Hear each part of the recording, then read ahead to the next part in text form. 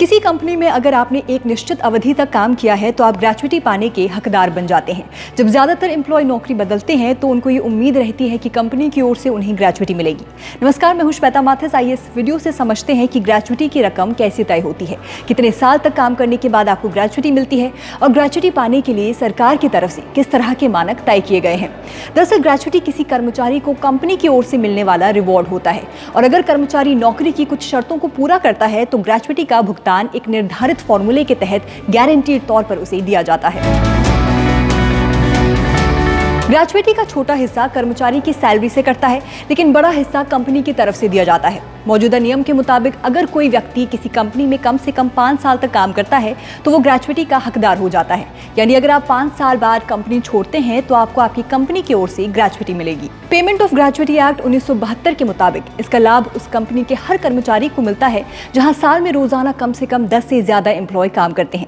अगर कर्मचारी नौकरी बदलता है, रिटायर हो जाता है या किसी कारणवश नौकरी छोड़ देता है लेकिन वो ग्रेच्युटी के नियमों को पूरा करता है तो उसे भी ग्रेच्युटी का लाभ मिलता है। वहीं अगर कोई कंपनी या संस्था ग्रेच्युटी एक्ट के दायरे में नहीं आती है, फिर भी अगर वो कंपनी चाहे तो ग्रेच्युटी का फायदा अपने एम्प्लॉय को दे सकती है। ग्रेच्युटी के फॉर्मूले के मुताबिक अगर कोई कर्मचारी 6 महीने से ज्यादा काम करता है तो उसकी कैलकुलेशन 1 साल के तौर पर की जाएगी। जैसे कि अगर कोई कर्मचारी 7 साल 8 महीने काम करता है तो उसे 8 साल मान लिया जाएगा और इसी आधार पर ग्रेच्युटी की रकम बनेगी। वहीं अगर 7 साल 3 महीने काम करता है तो उसे 7 साल ही माना जाएगा। ग्रेच्युटी कैलकुलेशन करने का एक तय फॉर्मूला है।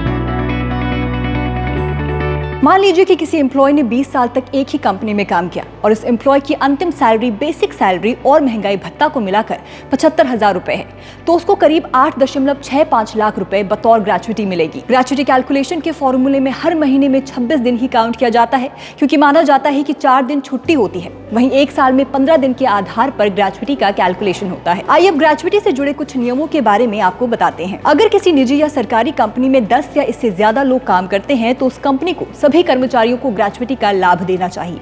कंपनी के अलावा इस नियम के दायरे में दुकानें, खान, फैक्ट्री आती हैं। ग्रेच्युटी की अवधि में कर्मचारी के नोटिस पीरियड को भी काउंट किया जाता है। मान लीजिए कि आपने किसी कंपनी में 4.5 साल नौकरी करने के बाद इस्तीफा दे दिया, लेकिन इस्तीफे के बाद 2 महीने का नोटिस पीरियड सर्व किया। ऐसे में आपकी नौकरी की अवधि को 4 साल 8 महीने ही गिना जाएगा और इसे 5 साल मानकर ग्रेच्युटी की रकम दी जाएगी। नौकरी के दौरान अगर किसी कर्मचारी की मौत हो जाती है तो उसके ग्रेच्युटी खाते में जमा पूरी रकम उसके नॉमिनी को दे दी जाती है। ऐसे मामले में कम से कम 5 साल नौकरी की शर्त लागू नहीं होती है। कोई भी कंपनी अपने कर्मचारी को अधिकतम 20 लाख रुपए तक ही ग्रेच्युटी के तौर पर दे सकती है। ग्रेच्युटी के रूप में मिलने वाली रकम टैक्स फ्री होती है। ये नियम सरकारी नौकरी और प्राइवेट नौकरी दोनों पर लागू होता है।